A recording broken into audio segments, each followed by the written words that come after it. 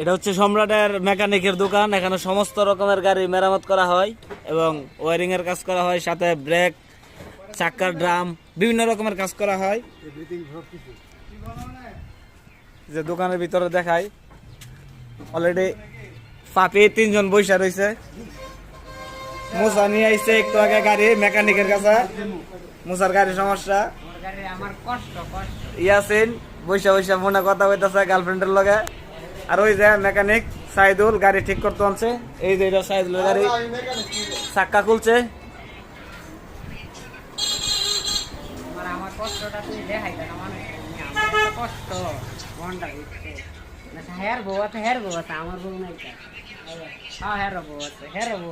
সম্রাটের বউ আছে।